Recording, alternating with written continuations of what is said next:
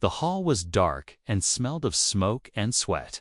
Shadows moved across the cracked walls as alien traders gathered in a circle. Their voices loud and greedy. Metal cages lined the sides, some holding strange creatures, others holding people who looked weak and broken. In the center, a small stage of dull steel stood under one flickering light. On that stage stood a girl, her skin pale and marked with bruises, her arms chained in front of her. Her clothes were torn, barely covering her, and her eyes stayed on the floor. She did not speak, she did not cry. She only stood as if she had already accepted her fate. The auctioneer, a thick-bodied alien with 4 eyes, grinned at the crowd. He shouted in a booming voice, fresh from the outer worlds. Trained as a pleasure animal, perfect for your needs. The crowd laughed and whispered, some licking their lips, others making bets. The auctioneer walked around her like a butcher showing a cut of meat. He slapped her shoulder, turned her around, lifted her arm as if to show off the quality. Strong bones, healthy weight, no sickness, he called out. She will last you a long time. He read her weight from a small device, and the crowd began shouting numbers. It was not her name they cared about. It was her size, her shape, her use. In the shadows, at the far edge of the hall, a human man stood still. His name was Rylan, and his eyes were locked on the girl. Unlike the others, he did not laugh or whisper. He only studied her face. He saw the way she stood, too still, too quiet, like she was trying to hide a part of herself. He noticed her eyes flicker once toward the exit before she looked down again. It was not the eyes of an animal. It was the eyes of someone who was thinking, someone alive. The auctioneer's voice cut through the air. Let's start the bidding. 500 credits. Numbers rose quickly, voices shouting over each other. 600, 800, 1,000. The girl stayed still, her breathing slow, but inside her chest, her heart beat fast. She had been sold before, many times, and each time it was the same. The stares, the hands, the chains. No one had ever bought her to free her. No one had ever seen her as more than property. She told herself not to hope, because hope was dangerous. Rylan's eyes narrowed as the price went higher. The aliens around him watched him with curious looks. Humans almost never came to these auctions. And when they did, it was not to rescue anyone. He took a slow breath, his hand tightening into a fist. When the auctioneer called out 1,200, Rylan's voice cut through the noise. 3,000, he said, calm but firm.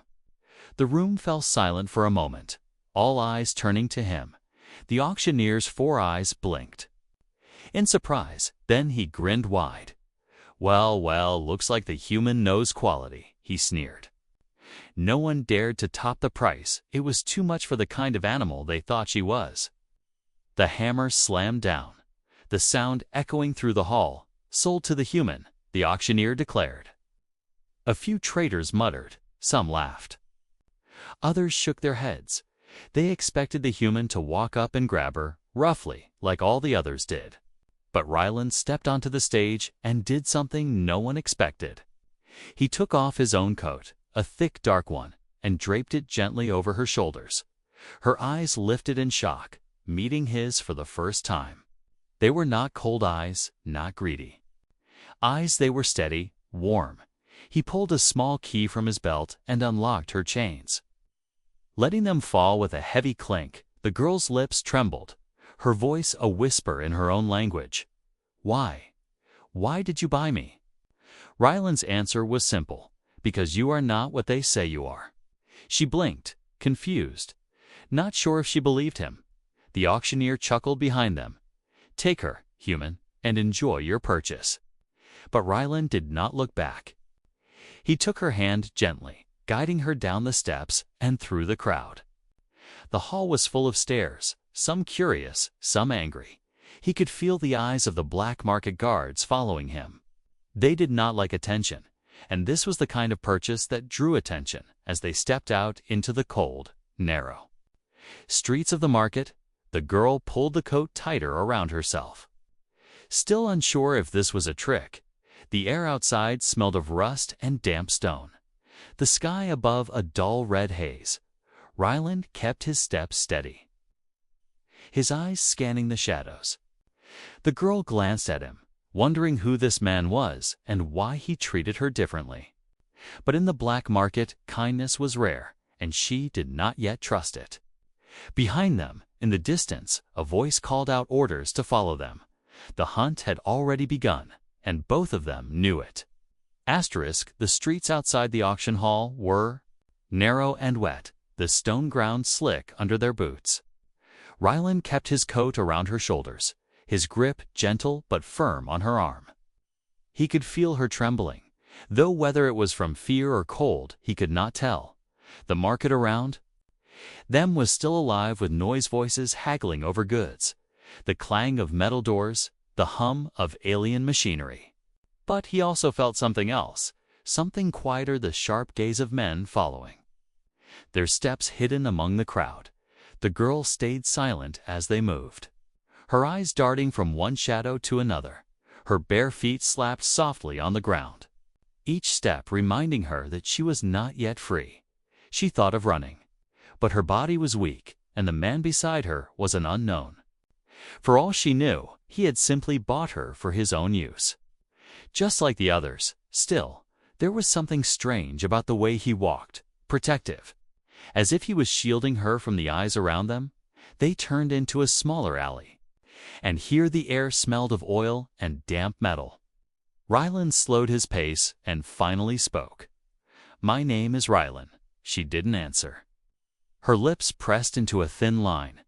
"I'm not going to hurt you," he added, his voice calm but carrying a weight that made her listen. "You've been sold like this before," he said, not as a question but as a truth. Her eyes flickered toward him, a mix of surprise and suspicion. "You think I'm a fool?" she said softly in her own language. "You think you can pretend to be different?" Ryland met her gaze. Without looking away, "I don't need to pretend." Behind them, the sound of footsteps grew louder. Ryland knew they had only minutes before the black market guards caught up. He led her down another path, weaving through half-lit corridors, until they reached a thick metal door. A panel on the side blinked weakly. He pressed his thumb against it, and the door slid open with a hiss.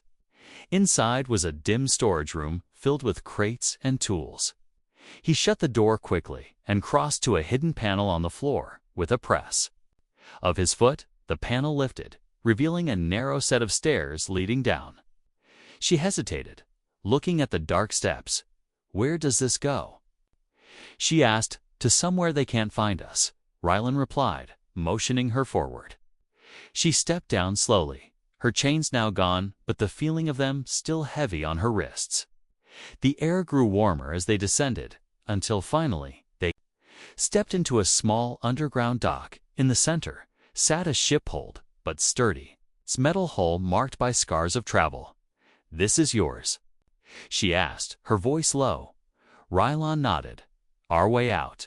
They boarded quickly, the sound of heavy boots echoing above them in the storage room they had just left. Ryland sealed the hatch, his movements fast and precise. She sat in the corner of the cockpit, clutching the coat around her, watching as he brought the engines to life. From above, muffled voices shouted orders, the metal of the dock creaking under their weight. Ryland's hands danced across the controls, and with a deep hum, the ship began to lift. Lights flashed, red on the console, warning of incoming fire. The black market guards were not going to let their purchase go without a fight. A sudden blast shook the hull, making her grip the seat in fear. Ryland's voice was steady. "Hold on." He pulled the ship into a steep climb, the view outside turning into a blur of rust-colored buildings and neon lights. Shots from below streaked past the windows, missing by inches.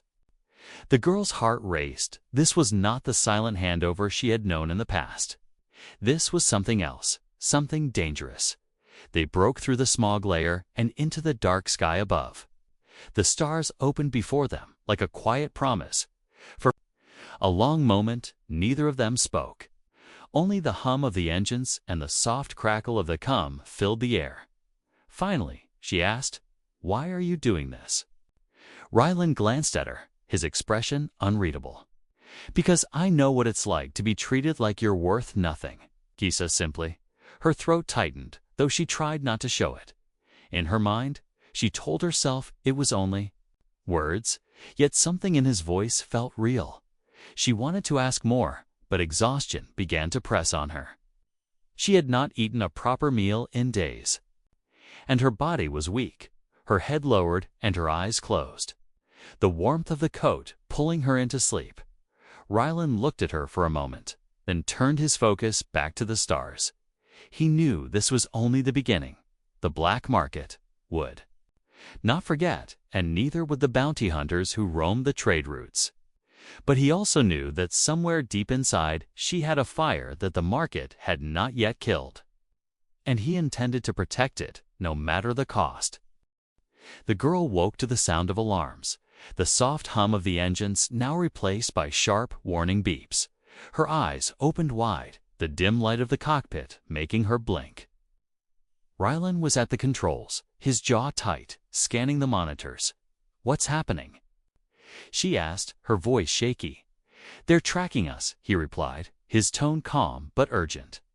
"The black market guards are not giving up." Through the small window, she could see dark shapes in the distant ships moving fast, their lights glowing red. "They won't stop until they have you back," he added, glancing at her. Her stomach twisted at his words. She thought of the cages, the auction stage, the way hands had pulled her before. The fear clawed at her chest. But there was something else, now anger. She didn't want to go back. Not ever. Rylan tapped a sequence on the console, and the ship suddenly banked to the right, the stars outside tilted, replaced by a view of the planet below. They were heading back toward the surface. "Why are we going down?" she asked, gripping the side of her seat. "Because if we stay in open space, they'll catch us," he said. "But down there, we have a chance." Her eyes followed his line of sight, toward a sprawling maze of dark structures, tunnels and shadowy streets. It looked like the surface had been built and rebuilt over centuries. "Layer upon layer, the underworld," he said simply. "Once we disappear into it, they'll have to think twice before following." The ship dove lower, slipping through clouds and into the thick smog. The glow of neon signs flickered through the haze. Buildings stretched high and close, their surfaces patched with metal plates and wires. Rylan guided the ship between them with sharp, controlled movements. The girl felt her breath catch each time they skimmed past a wall. The black market ships followed, their engines screaming through the narrow gaps. One got too close and clipped the side of a building, bursting into sparks before disappearing below. Rylan smirked faintly but didn't slow down. He took a sudden turn into a tunnel wide enough for his ship but too narrow for the larger pursuers. The tunnel walls flashed by in streaks of rust and grime. Pipes dripped water from above, the sound echoing as they went deeper. After a long curve, the tunnel opened into a hidden dock lit only by a few old lamps. "This is where we leave the ship," he said. Shutting down the engines, she looked at him in shock. "Leave?" "But it's safe here." "It's not," he replied. "Once they track the ship's signature, they'll be here." He grabbed a small pack and handed her a hooded cloak. "Put this on and keep your head down," he instructed. She slipped it over her shoulders, the heavy fabric hiding most of her face. They stepped onto the dock, the ground beneath their boots damp and uneven. Ahead was a narrow walkway leading into the city's lower levels. The air was thick and warm, smelling of oil, smoke, and something sour. They moved quickly, passing old market stalls with flickering lights. Most were abandoned, but here and there shadowy figures sat watching from the dark. The girl stayed close to Rylan, her eyes scanning the strangers. She could feel their gazes on her, heavy and suspicious. "This place," she whispered. It's dangerous, yes, Rylon agreed. But it's also the only place where people mind their own business. They turned a corner and froze. Ahead, a group of armed thugs blocked the path, their eyes narrowing as they spotted Rylon. One of them stepped forward, a tall alien with sharp tusks. "You're far from home." "Human," he said in a slow, mocking voice, "and you've brought company." The girl's hand tightened on the edge of her cloak. Rylon's gaze stayed steady. "We're just passing through." The alien's eyes shifted toward her, a grin spreading across his face. "That one looks valuable." He said, "We could make a deal," before they could react. Rylon's hand moved to his belt in one swift motion. He pulled out a small blaster and fired at the ground near the alien's feet. The shot sparked against the metal. The sound echoing through the alley. The thugs flinched, stepping back just enough for Rylon to push forward. Keeping the girl behind him, they moved past quickly, the sound of muttered curses following them. After several more turns through the twisting walkways, they reached a narrow door half hidden by a broken sign. Rylon knocked 3 times, paused, and knocked twice more. A slot opened, revealing a pair of suspicious eyes. "They're after us," Rylon said simply. The slot closed, and a moment later, the door creaked open. Inside was a dim room lit by a single hanging bulb. An older, human woman stood there, her face lined with age, but her eyes sharp. "Still finding trouble, Rylon?" she asked, her voice dry. "Still helping people who need it," he replied. Stepping inside, the girl hesitated at the doorway, looking between them. The woman's gaze softened as she took in the sight of her. "You're safe here," she said, motioning her inside for the first time since the auction. The girl felt the tension in her chest loosen, but deep down, she knew this was only a pause. The black market would keep searching, and sooner or later, they would find them. The door closed behind them with a heavy thud, shutting out the noise of the underworld. The room smelled faintly of herbs and something warm cooking on a small stove. A single bulb swung gently from the ceiling, casting slow-moving shadows. On the walls, the older woman, who Rylon called Mara, set down a pot and motioned toward a chair. "Sit," she said to the girl, her tone firm but not unkind. The girl hesitated, glancing at Rylon, then slowly lowered herself onto the seat. Her hands were hidden under the cloak, but they trembled slightly. Mara disappeared into a back room and returned with a small wooden box. When she opened it, the girl saw rolls of cloth, small glass bottles of liquid, and silver tools. "Let me see your wrists," Mara said. Stepping closer, the girl pulled back instinctively, her eyes narrowing. "It's all right," Rylon said softly from across the room. "She's here to help." The girl slowly extended her arms, and the cloak slipped back, revealing the deep red marks around her wrists. Mara's eyes tightened, but she said nothing. She cleaned the wounds with a damp cloth, the liquid stinging. The girl winced, but didn't pull away. "You've been in chains too long," Mara murmured, wrapping the soft cloth around the wounds. Her hands were steady, careful, like someone used to healing without hurting. The girl studied her face, trying to see if there was any sign of cruelty, but found none. When Mara finished, she gave a short nod. "That will do for now, but it will take time to heal." The girl lowered her arms and pulled the cloak back around herself. "Thank you," she said quietly, her voice rough from disuse. Mara offered a faint smile and then turned to the stove. "Eat," she said simply. Ladling thick soup into a bowl and setting it on the table, the smell made the girl's stomach twist with hunger. She hadn't eaten real food and she couldn't remember how long. Still, she glanced at Rylon as if asking permission. He gave a small nod, and she reached for the bowl. Her hands shook so much that some of the soup spilled. She lowered her head and drank slowly, savoring each warm mouthful. It was different from the tasteless rations she had been given in captivity. This was food made for living people, not for keeping property alive. Ryland sat across from her, his eyes watchful but not pressing. After a while, he said, "You have a name." She hesitated, swallowing before answering, "Lyra."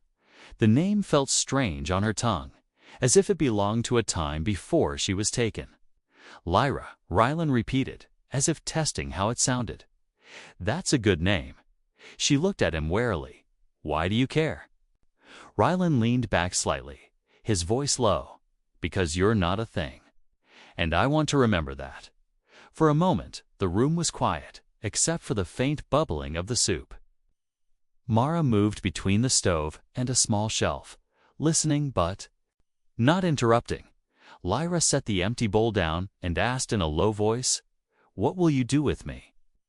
Ryland's answer came without hesitation. "Keep you safe." Her brows furrowed. "Safe. Until you sell me." His jaw tightened, and his eyes met hers directly. "I don't sell people." The way he said it left no space for doubt. Lyra didn't respond, but something in her chest shifted. She had met many who claimed kindness, only to prove themselves the same as the rest. But this man, he hadn't touched her without reason, hadn't raised his voice, hadn't even looked at her the way the others did. She didn't know what to make of it. Still, she kept her guard up. Chains could be invisible too. Later, Mara showed her too. A small side room. The bed was simple but clean, with a thick blanket folded neatly at the end. "You can rest here," Mara said. "No one will bother you." Lyra stood in the doorway, staring at the bed as if it were something dangerous.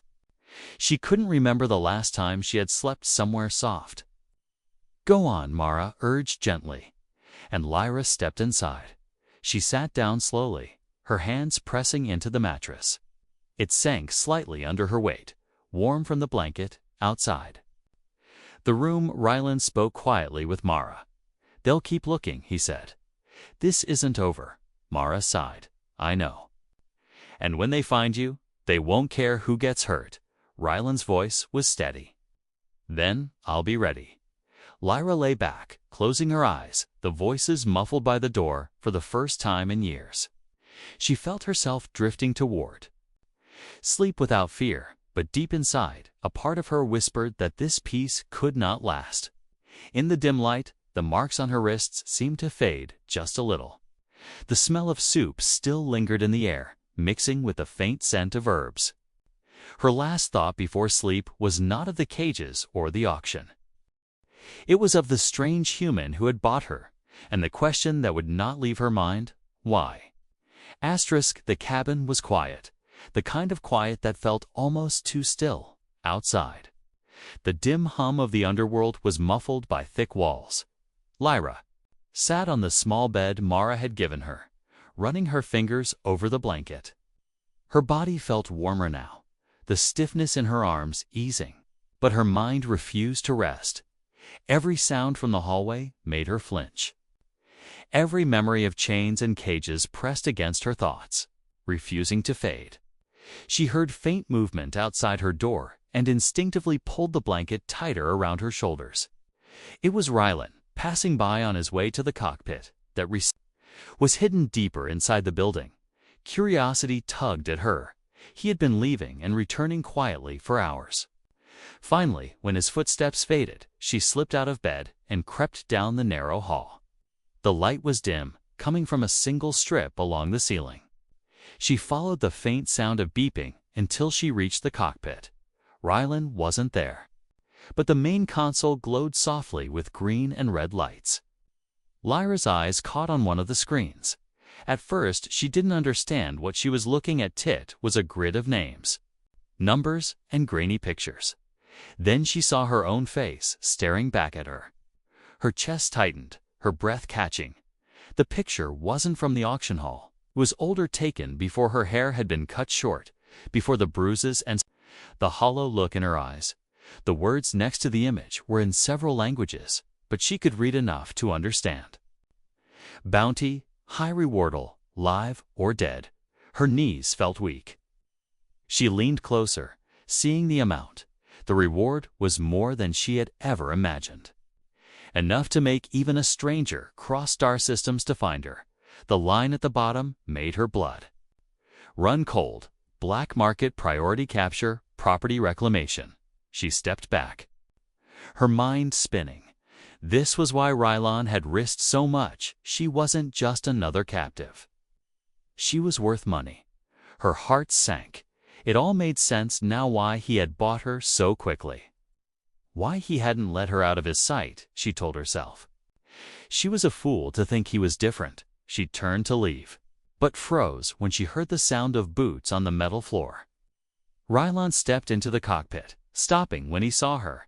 His eyes flicked from her face to the glowing screen. 4. A moment neither spoke. Lyra's voice was tight, almost breaking. So this is it. You saved me for a price. Rylon didn't look away. That's not what you think. She let out a bitter laugh, though it was more like a sharp breath. I've heard that before. His voice was firm but not angry. I erased it before she could reply. He stepped past her and tapped a command into the console. The image of her face flickered and vanished. The file wiped clean from the system. A warning message appeared. Data erased. Then the screen went dark. They'll have backups, Rylon said. But this one won't lead them here. Lyra's eyes narrowed, suspicion still clouding her thoughts. Why would you do that? That bounty could buy you anything you wanted. Rylon finally looked at her, his voice quieter now. Because you're not for sale. The words hung in the air.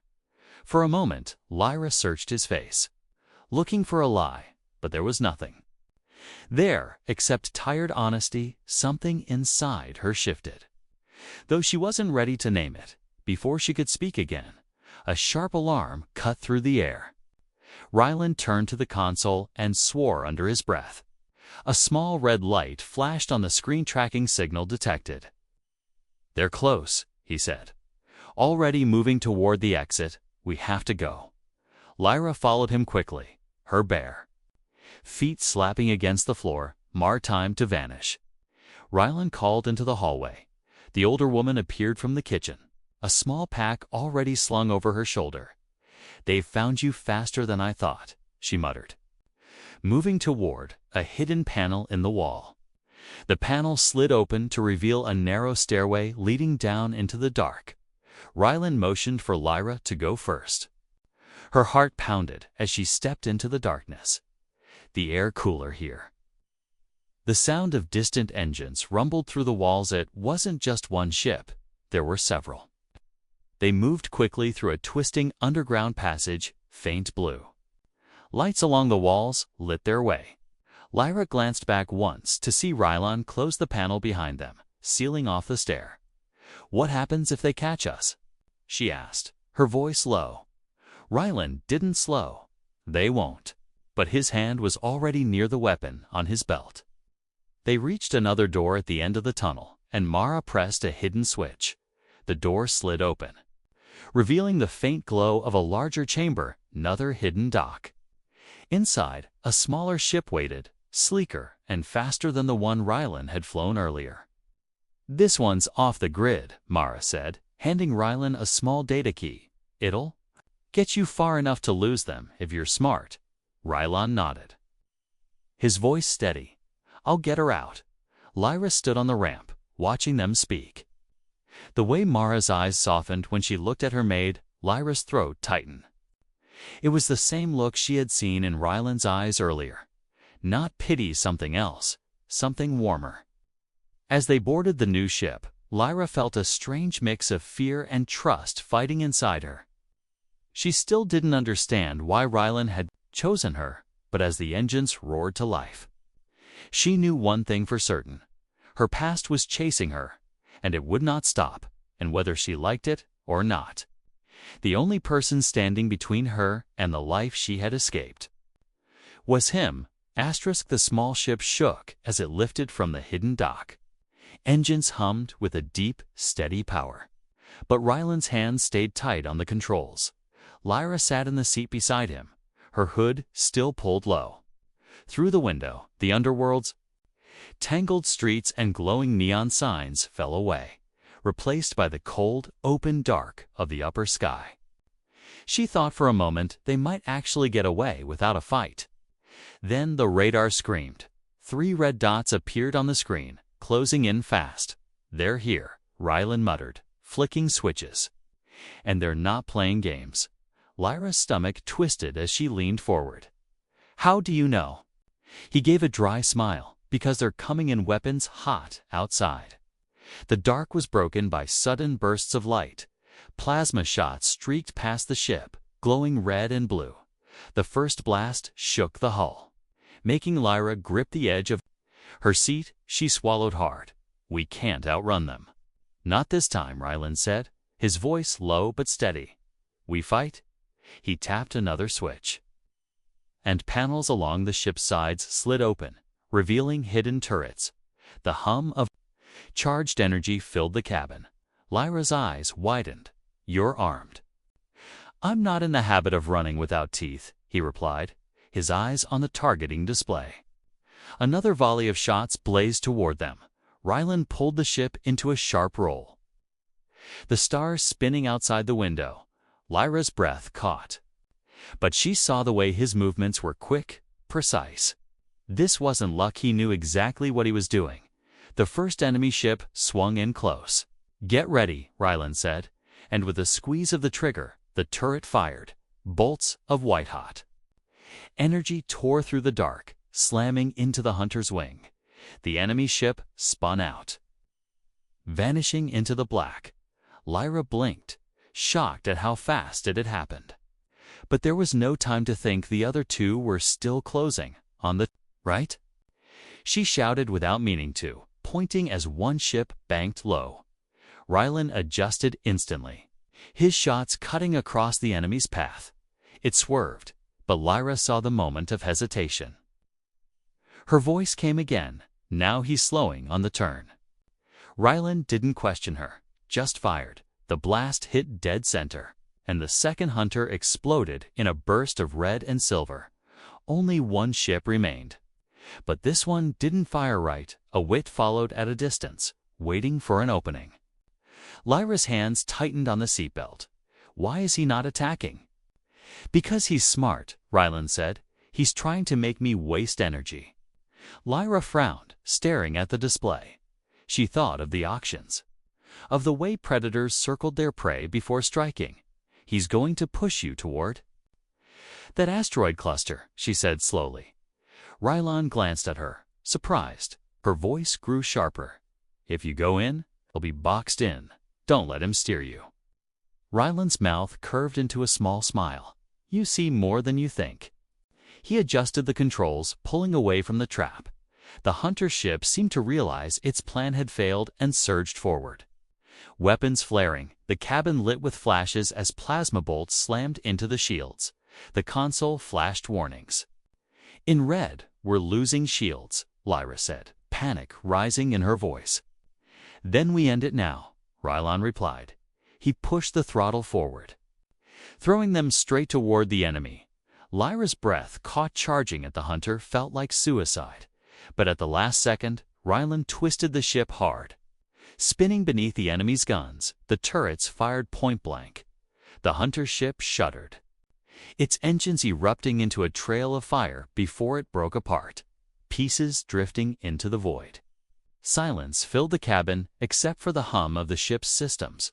Lyra let out a long, shaky breath. Her heart was racing, but there was something else under the fear, a strange, fierce satisfaction. She had called out enemy moves. She had helped. For the first time in years, she had done more than just survive. Rylan glanced at her. "Not bad for your first fight." She blinked at him. Unsure whether he was teasing, he leaned back in his seat, checking the radar clear for now. "You kept your head," he added. "That's worth more than you think." She looked down, a small spark of pride warming her chest despite the danger. But the moment of relief didn't erase the truth. The hunters would send more. The black market would not stop. Lyra turned to Rylan, her voice quiet. "They're going to keep coming, aren't they?" Rylan's eyes stayed on the stars. "Ahead, yes. But now they know we're not easy to take. The ship angled toward deep space, the glow of the asteroid belt fading behind them. Lyra rested her head back, the adrenaline slowly fading into exhaustion.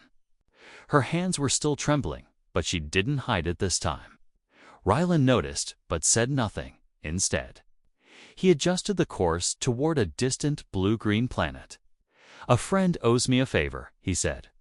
"We'll get supplies and somewhere." To lay low for a while, Lyra didn't answer right away. She was still thinking about the fight, about the way she had seen the enemy's moves before they happened. Maybe it wasn't just survival keeping her alive now. Maybe she was becoming something else, someone else. And as she glanced at Rylan, she realized she didn't just owe him her life anymore. She owed him her trust. Even if she wasn't ready to give it fully, not yet. Asterisk, the small ship glided through the quiet of space. The stars ahead looked softer now, no longer burning with the same urgency they had during the fight. Lyra sat by the window, watching the blue-green planet slowly grow larger. Her thoughts were tangled, drifting between the past she had escaped and the strange, uncertain future ahead. Rylan moved around the cockpit, checking readings, his steps steady and sure. He didn't speak much, and she didn't mind. There was something comforting about the silence. It was not the silence of fear or waiting for pain. It was the silence of simply existing without someone reminding her of her place. They broke through the planet's upper atmosphere. Golden light spilled into the cockpit, warming her face. Below stretched a vast landscape, rolling green hills, silver rivers that wound like threads of light, and clusters of small, simple buildings. Lyra leaned closer to the glass, her eyes wide. "It's beautiful," she whispered. Rylan glanced at her and gave a faint smile. "It's peaceful. And it's safe." The ship landed on a quiet patch of grass near the edge of a small settlement. People in light clothing moved about slowly, working, talking, smiling. No one shouting. Lyra hesitated at the door, her bare feet feeling the cool metal under them. Rylan came to stand beside her. "You can walk out whenever you're ready." Her fingers curled around the frame, her chest tightening. Stepping off the ship felt like stepping off a cliff. What if they looked at her and saw the same thing the black market had seen? But when she finally stepped down, the grass was soft and cool under her feet. A gentle breeze touched her face, carrying the scent of fresh water and something sweet. 2 children ran past, laughing, chasing a small ball. They glanced at her, but didn't stare, didn't point, didn't whisper. The knot in her chest loosened just a little. Rylan led her to a low, wide building at the edge of the village. An older man stepped out to greet them, his eyes lighting up at the sight of Rylan. "Still finding trouble, I see," the man said with a grin. "Still finding reasons, too," Rylan replied. The man's gaze shifted to Lyra, and instead of suspicion or greed, there was only a warm nod. "You're welcome here," he said simply, then stepped aside to let them in. Inside, the air was cool and smelled faintly of wood and herbs. The rooms were simple, but full of life-woven mats on the floor, shelves lined with small tools and whisky, believe you sees, and live scaves, lides calmed, and lives a wall last Kate at seas. The air was scathed score with calls, each wall walls. You wised qualamy squade cali squade, wealth, why squade khalid. They wised quide kalive, subrevi collide seked, my a with some soets canet, kalais kawide, by wiso unsagrekad, wisa sakli it. Jars Rylan guided her to a smaller room with a bed by the window. "This is yours if you want it," he said. Lyra looked around slowly, her eyes touching each detail. It wasn't large, it wasn't grand, but it was hers. No locks, no chains, no dark corners, just space to breathe. That night, the settlement gathered by the river for a small feast. Lyra sat with Rylan near the edge. The sound of water mixing with quiet laughter, Plates of fresh food passed from hand to hand. She tasted bread soft enough to melt in her mouth, fruit sweet enough to make her eyes close for a moment. No one asked her to serve. No one told her to stay silent. They simply treated her like one of them. At one point, an older woman brought her a woven shawl. "It gets cold by the water," she said, draping it over Lyra's shoulders. The touch was light. Nothing like the rough grabs she had known before for the first time in years. She didn't feel the urge to pull away. Later, under the light of a pale moon, Lyra stood apart from the group, watching the ripples on the water. Rylan joined her, his hands in his pockets. "They're good people," he said quietly. She nodded, her eyes still on the water. "I don't know what to do with this," she admitted. "With what?" he asked. "With freedom," she said, the word feeling strange and fragile in her mouth. Rylan was silent for a moment before answering. "You live it," he said simply. "One day at a time." She turned to look at him, her eyes searching his face. "You really don't want anything from me." He met her gaze without hesitation. "Not a thing, except for you to believe that you're worth more than they ever told you." Her throat tightened, and she had to look away. The chains on her wrists were gone, but she realized the heavier ones had always been in her mind, and maybe, slowly, she could start to break those too. In the days that followed, Lyra began to walk the village paths on her own. She helped carry baskets, fetched water, even learned to weave simple mats. She still startled at sudden noises, still woke some nights from dreams of cages, but each time she would hear the soft sound of the river outside her window and remember she was not there anymore. One evening, as the sun sank low and painted the hills gold, Lyra stood outside her door. Rylan passed by, carrying supplies from the dock. She called to him, her voice steady. "Rylan?" He paused, looking up. "Thank you," she said. The words small, but filled with weight. He gave a faint smile. "Told you you're not for sale." Lyra watched him walk away. The air was warm, the grass soft under her feet. And for the first time since she could remember, she didn't feel like she was waiting for someone to take it all away. She wasn't property. She wasn't a pleasure animal. She was Lyra, and her life was hers again.